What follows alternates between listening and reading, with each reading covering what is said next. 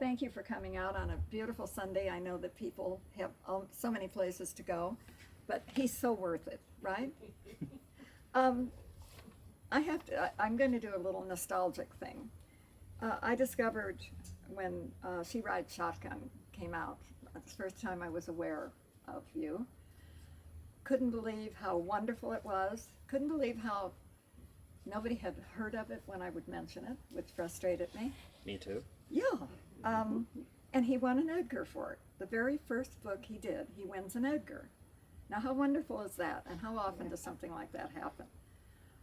And then nothing. I didn't see anything from you for quite a while. Fair. Okay. Yeah. And finally had some LA authors in here that come to the store pretty much every year as a group.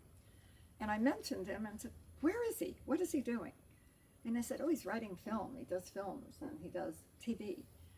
And I thought, such, not a waste, because your talent is there, but I wanted another book. But we have a wonderful one here. I finished it. It's unbelievable. Thank you. Really, really amazing book. And so I want you to keep all that in mind. I couldn't get copies of She Rides Shotgun, so if you didn't have it from before, you're out of luck until they reprint it again. Is that true? Yeah, I couldn't get any. I will. Tried 2 other places. But welcome, please, welcome Jordan Harper and enjoy this book and our conversation. Okay.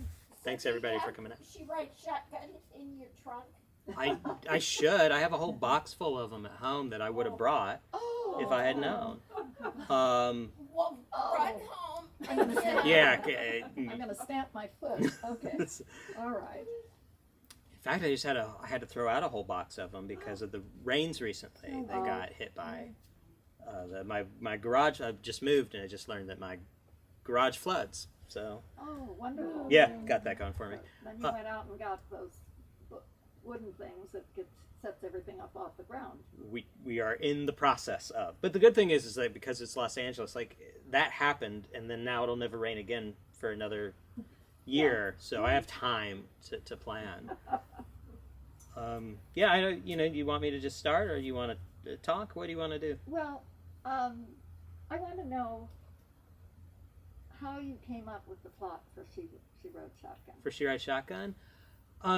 We'll talk about this book no end, but I'm really curious about that. Yeah, there's a very famous comic book series in Japan called Lone Wolf and Cub that is about a samurai who is betrayed by his shogun and has to go on what they call the road of death, and he takes his toddler son with him, and he pushes him in a baby cart, and then like ninjas will attack them, and he will kill them, or the baby will press a button, and it's been adapted a couple of different times by different people, or Road to Perdition is a very famous kind of version of that story. And then the other one that means a lot to me is Paper Moon, the movie Paper Moon. And so I kind of just wanted to tell a story that was somewhere between Lone Wolf and Cub and Paper Moon, or the way I put it now, Paper Moon with a body count. And that's kind of the basis of it. The first drafts of it. If you haven't read it, it's a story of an 11-year-old girl named Polly who is kidnapped by her father from in front of her elementary school, and she hasn't seen her father in a long time because she thought he was still in jail.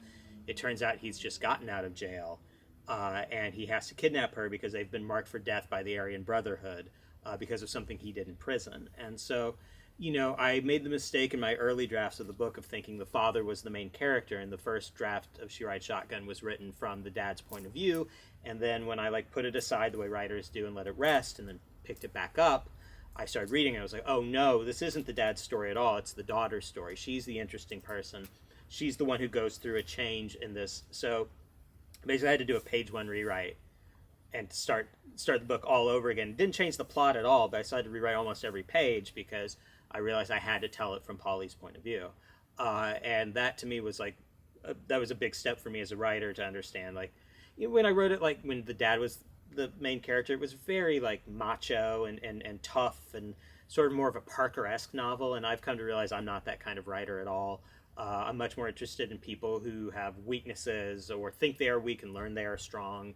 as opposed to like the big muscly guy that, you know, and realizing that I actually have more in common with an 11-year-old girl than I do with a big tough ex-con who used to rob gas stations, you know, and finding a place for both of those people in crime fiction is what's really interesting to me. So, including She Rides Shotgun, I have a novel that came out last year only in the UK called The Last King of California.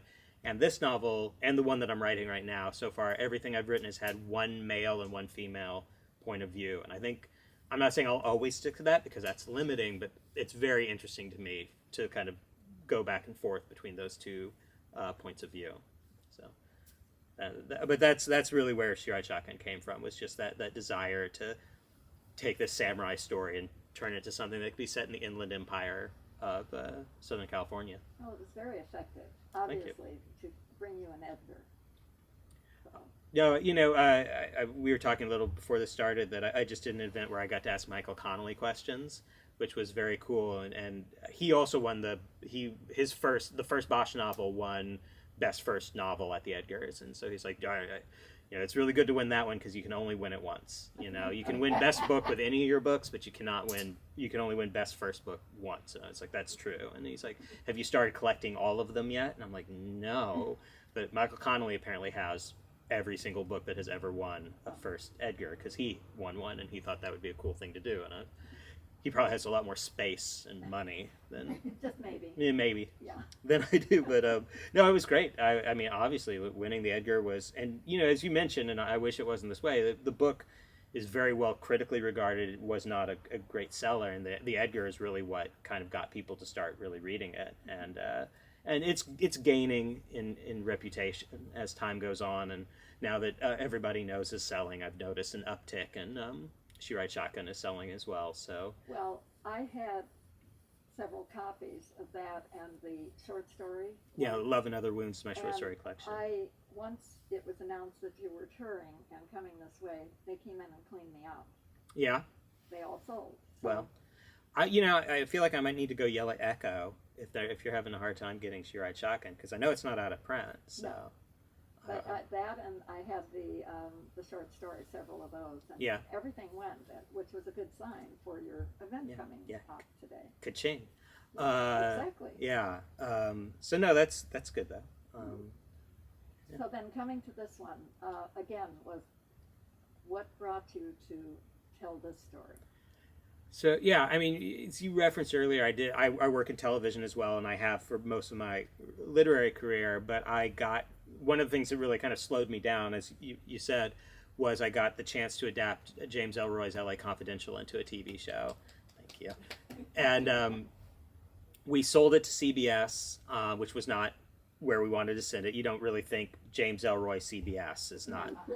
But that's who bought it, and so that's who we made it for. And we made a pilot that I was very proud of. Walton Goggins, if you know who Walton Goggins is, he was the star, and Michael Dinner, who directed a lot of Justified, he was the director. So we were really proud of it. But we made it for CBS, and they were like, "Wow, these cops aren't good." And I was like, "You're correct. They're James Ellroy cops. They are not good." No, there's nobody. There's No. nobody in an Elroy book that's good. No, not at all. And you guys know what test screening is, where Yeah. so CBS anyway. I shouldn't be telling this, but like CBS believes that you find the common person, like, because that's who they want to make TV for, is the common person. And where can you find a cross section of common people? Las Vegas. So they go to downtown Las Vegas and they pull people off the street and say, "Do you want to watch a TV show?" And then that's who decides whether or not TV shows. Seriously? Yeah, seriously. So like, I felt I could not prove it in a court of law. I felt several of the people were drunk who watched it, and it's again, Vegas? yeah, in Vegas. Like who would. Who wanted to get away so that could go play something. Yeah, exactly. And so, anyway, that's sour grapes. But we didn't go to series, and I'm a huge James Ellroy fan. My dog is named Elroy. He is my favorite writer, and so I had all of this James Ellroy energy where I really wanted to try and do a big epic LA crime story. And at the same time, I've worked in Hollywood now for 14 or 15 years, all my previous books were set in with like white trash in rural or semi-rural areas, which I grew up in the Ozarks, so that was very natural for me for a long time. But by the time I had finished The Last King of California, I felt like maybe I had said everything I had to say about that, and I needed to write about the world I was in now, which is Hollywood and Los Angeles. And so I kind of put those two ideas together and said I want to tell a big, epic LA crime story, but set like right now. That's where that came from. That's where Everybody Knows Yeah. came from. Yeah, and so I had the idea for Everybody Knows. And, you know, I had rarely in my career had that feeling of like, oh, I have found, like, that I had written a book that only I could write and that needed to be written. That there, you know, LA has, in my opinion, LA is the capital of noir. I don't really know how you could argue with that. There's more great noir, both written and filmed, about Los Angeles than anywhere else in the world. And there's a lot of great contemporary LA crime fiction. I'm not saying there isn't. We were just talking about Steph Chaw, Ivy Pacoda. You know, there's a lot of people who are writing LA noir, but what nobody's trying to do right now is try and write a kind of an epic in the style of Elroy, or even like a Chandler novel that really goes from the top and to the bottom of LA, that goes to the mansions and goes to the Chateau Marmont and then goes to the homeless camps. And I felt like there was a space to do that, and that I was actually perfectly positioned to be the person who did it. And so I started researching. I didn't even really start researching. This was just stuff I was interested in anyway. But I started talking about, I started really paying attention to what they call crisis management, which is PR for people who've been accused of bad things. In the book, I call it black bag PR, but that's totally my invention. And I did actually sit down with a person who was a crisis manager for a very bad man. I promised them I would never, you know, reveal details because I'm not a journalist. This is just research. But they said things to me that were really unbelievably evil. Some of which are in the book, and some of which were actually too on the nose to like get into the book. One thing that they said to me that is in the book is I'm not saying the truth isn't important. I'm just saying it doesn't matter. And which is one of those things that you just kind of sit with for a while, and it's a disturbing idea to just be like, yeah, truth, whatever. But that's the world that we all live in, and we all know that. You know, I know that like the term fake news is very politicized, so that's not the term I use. But like, everybody knows that the news is manipulated. Everybody knows that what you're reading in the newspaper, some of it's true, some of it is true, but like not really belonging to what we're talking about, but somebody got it in the article because they're a spokesperson. You know, when you read some, like, you know, whoever, Michael Jackson said through a spokesperson, and then there's a quote. Michael Jackson didn't say that. Like, everybody knows that's a lie, that Michael Jackson didn't say that some spokesman typed it up and then gave it to the reporter.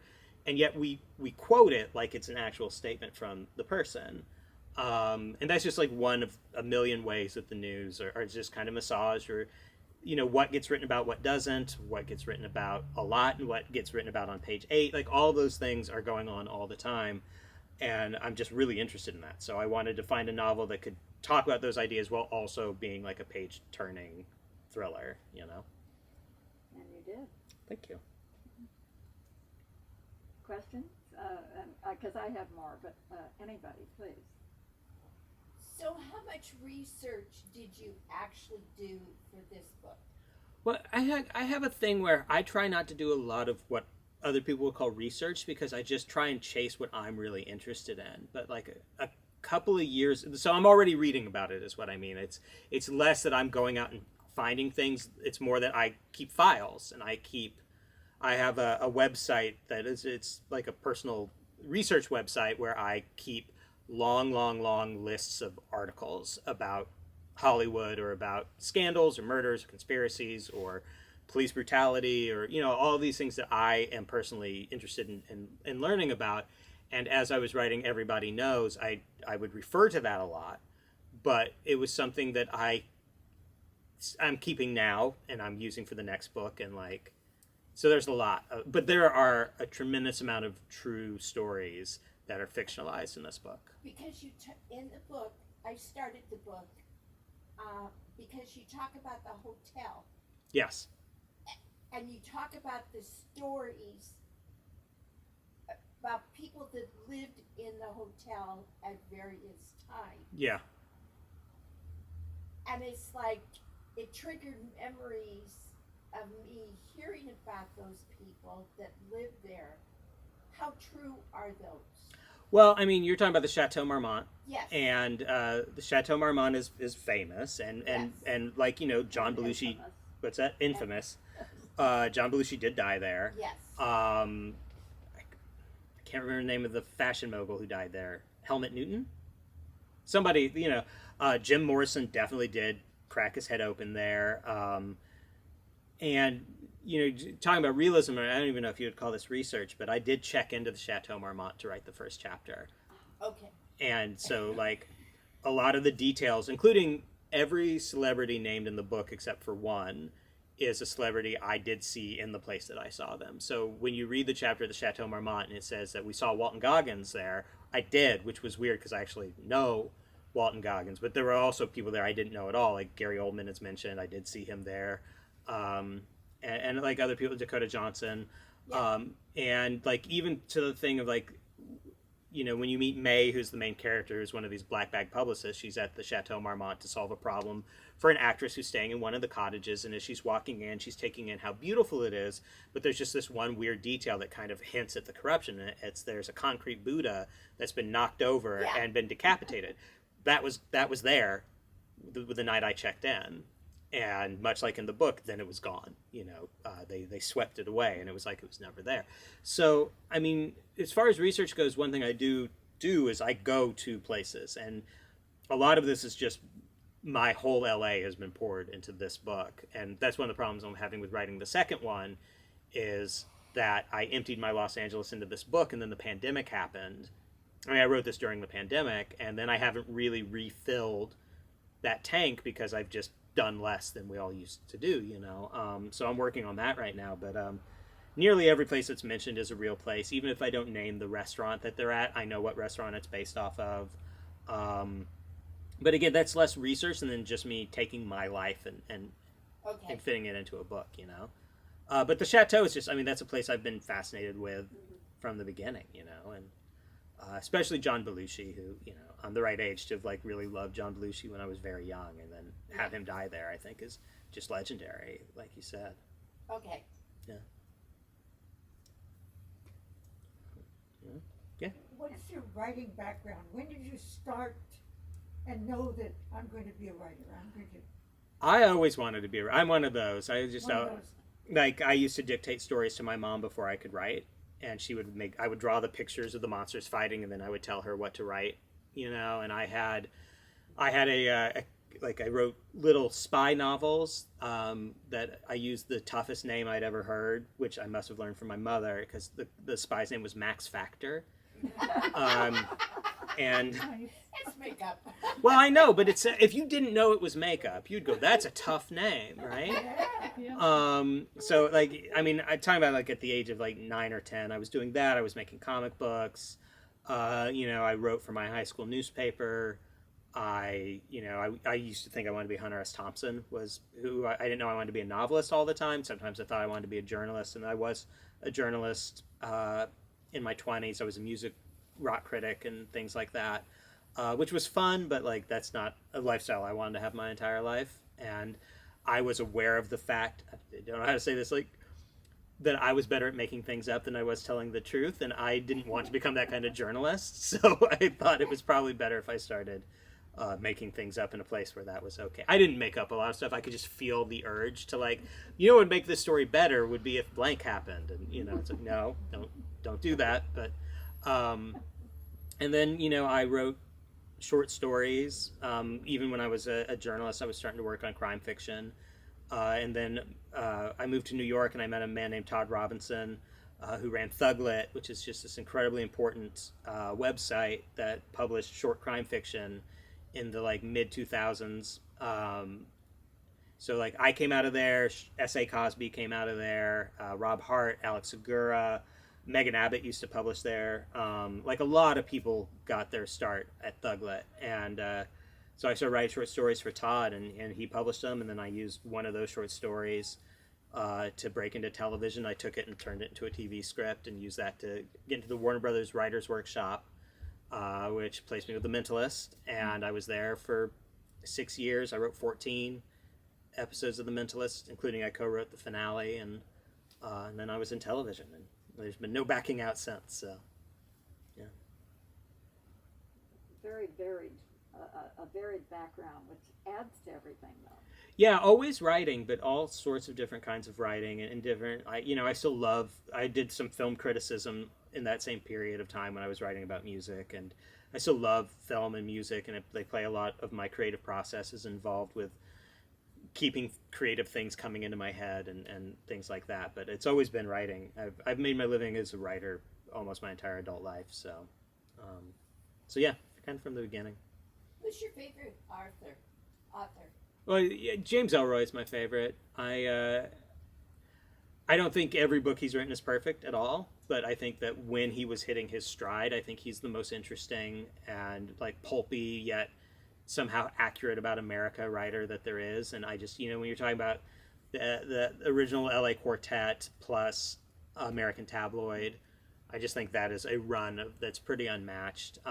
Working today, Megan Abbott's my favorite writer. I think that Megan Abbott's the best crime writer in America.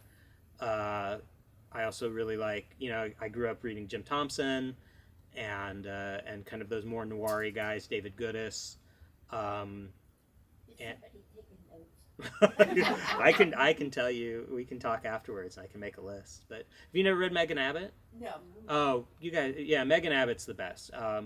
She writes these nobody puts you into the dream of a book faster or deeper than Megan Abbott. She puts you inside their characters' heads so completely that you're just completely wrapped up. And a lot of her books, a lot of her best books, she started out writing like kind of 40s and 50s noirs, but from a woman's point of view. Great one called Bury Me Deep that was the first Megan Abbott I ever read. And then sometime after she'd written 4 or 5 of those, she switched over to writing about contemporary young women and finding noir ways. Maybe the best known one is called Dare Me, which is like a murder centered around highly competitive cheerleaders in high school. And she's done sort of that school of like hyper competitive women. She did one about dancers. She did one about gymnasts. The Turnout's her most recent novel. That's about ballet dancers. But there will be murders. There's always some darker element, but she's just so smart and so good at. My whole goal in writing is that I want somebody to fall face forward into the book, if you know what I mean. And I think Megan does that better than anybody. The one about the cheerleaders was based about the cheerleaders in Texas. It's not that story. It's a smaller kind of noir story than that. But Okay. S.A. Cosby obviously is a good friend of mine who is currently doing really interesting, and he's like the last guy who can really sell really gritty novels like She Rides Shotgun and have them sell well. And he has a new book coming out this year called All the Sinners Bleed, which is just fantastic. I think it's his best book. I think it's his best book. And and like I think I mentioned Steph Chaw earlier. If you're interested in Los Angeles specifically, she wrote a great book called Your House Will Pay. That is about.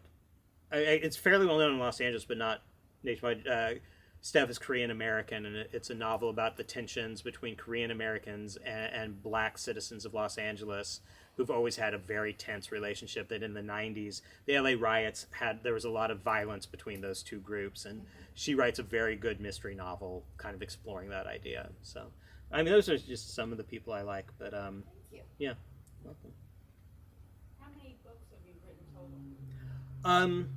So yeah, I have a short story collection called Love and Other Wounds, and then She Rides Shotgun, and then the UK novel, which is called The Last King of California, and then Everybody Knows. I had to say that out loud because I want to make sure I was correct. I've written 4.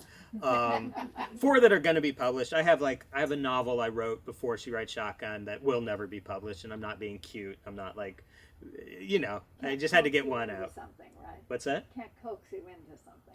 No, I wrote it in my mid-20s, and I didn't really know that much about the world yet. And I read it now, and I'm frankly embarrassed by it, so I never wanted to be published. And, I have other things that I have, like I said, this follow-up to Everybody Knows.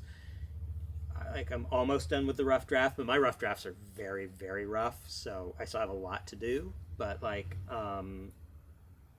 yeah, but 4 for now, and which is not bad. I'm never gonna be, if you ask Google how many books has Stephen King written, it will say around 80. Like, they don't even know.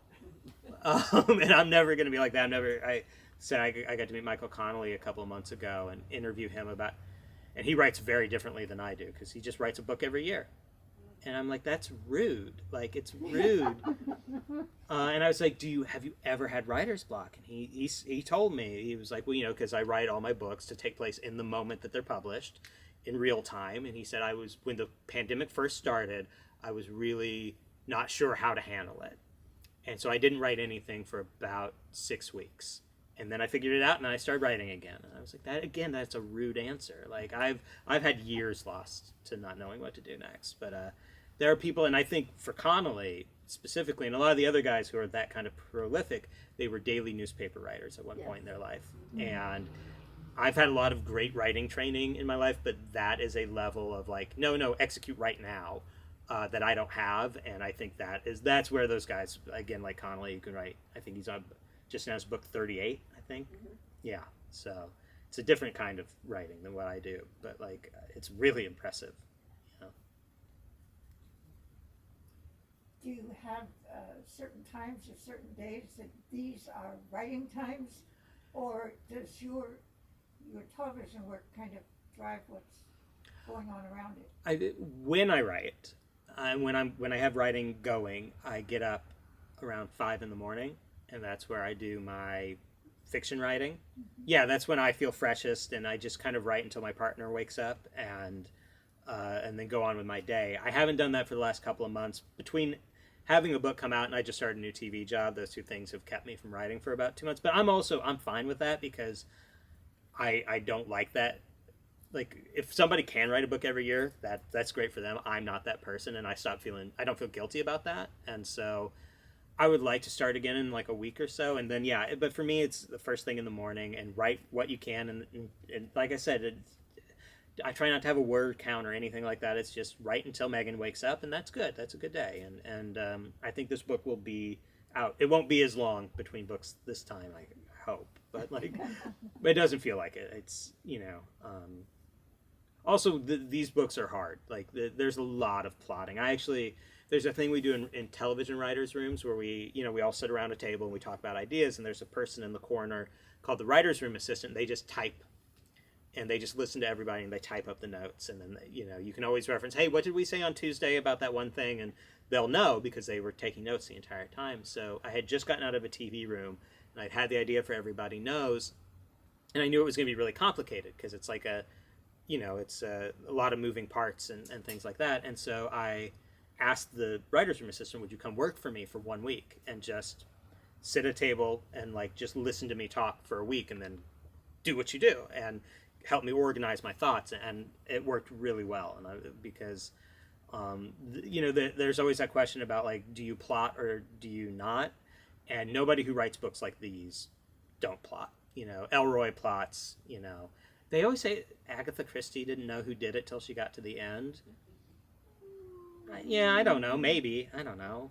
But like this kind of book where you want it to feel like it snaps the entire time, I think you have to plot. So it was really great actually having somebody help me do that, which was a new thing. But I did it for this next book too. So I'd never heard about that type of thing going on. That someone's sitting there taking notes the whole time. Yeah, it's really useful because it lets you just sit there and be creative and not worry about getting it down. So like the writer's room assistant that's the job you have right before you become a TV writer. Like that's the career path, is you might do other things around to help, and then when you get to be the writer's room assistant, that's seen as you're almost ready to be a TV writer. And like I always say about my time at the Minimalist, I got paid to go to grad school. Like I got paid to like work with these people who knew how to do mysteries. And again, while I was there, we did like 140 episodes of The Mentalist. So like that kind of training is invaluable, and that's part of why they pay I wish they paid the assistants more. They don't, but they treat it as like, no, this is your you're getting experience. And so Yeah. So, but yeah, it's a great thing, and you get to meet great young writers that way too. So, Well, what's your new television program, if you can say? well, yeah, I can't say. I'm sorry. It sort of leaked on Deadline the other day, but my involvement with it didn't leak, so I don't think I can say yet. It's for Amazon, and it's about crime, and I'm going to be co-show running it, and it's very cool. It's very cool, and just when you see a show on Amazon, it has a title that you'll go, oh, that's what he was talking about. That's all I'll say. That's the title. No. When you see this title, you'll go, oh, yeah, that's what he was saying. You'll know. You won't be like, is that the one? It'll be that was the one. I'll say it when the camera's not running later, but yeah, and it's great. It's I hadn't worked in a while in TV. It's been a weird time in television right now. Everything's contracting. I'm sure you're hearing about these shows getting canceled and shows that have been filmed and then not ever released. It's a very weird time in the industry. So I'm very glad to have this job. And again, when it's a good job, you're literally sitting around a table trying to figure out like a cool way to murder somebody with other creative people, and it's the best job in the world. I mean that, like, it's the best job. A lot of them are bad, and that's, again, a lot of those things went into Everybody Knows.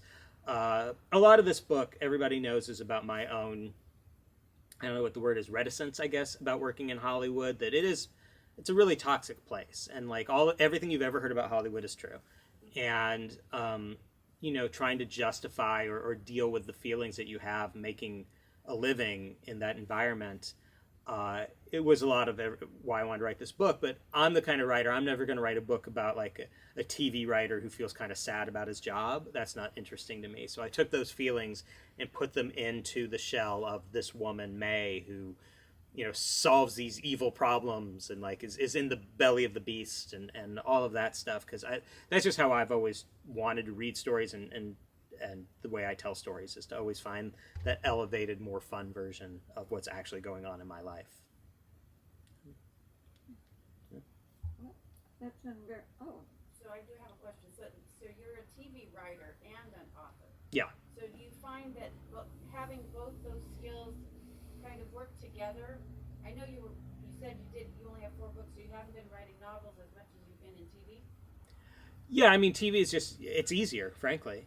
I mean, that's why I've been doing it more. And to be totally frank, it pays better. I'm not quite this book is doing better, but I'm not quite to a place where I could. Obviously, also, I've written like 4 books, so I'm not making a living off of it yet. But no, look, they absolutely play off each other. I mean, again, like I said about writing for The Mentalist, that kind of training, to me, I wish everybody had, like, everybody who does what I do should have to work for 1 season on a procedural show, because it's like how I feel like if you're going to write poetry, you should learn how to write really structured, formal, rhyming poetry. And then if you want to go off and do free verse, do that, but first learn how to do it in its most structured form. It's incredibly good training. And then, the other way is true as well, that novelists have deeper ideas about character sometimes, I think, than TV writers do. And I think that I can bring that to the table. And I have, this helps you clarify what your vision is about the kind of stories you want to tell. And while you can't always do that when you're working for somebody else in television, it's good to know what you are, and it's good to be able. I always present myself as, I'm the crime guy. I have the bookshelf full of weird true crime books that, you never know when I'm going to be able to come in and say something really weird that's going to help us solve this story because of, these books on autopsies I have, or these books on dogfighting, or on how to make meth, or I have a lot of weird books. So those 2 things like play off of each other for sure. well, I think that's great. Thank you so much for being here today. And Thanks everyone for coming. go sign books. Yes, please. All right.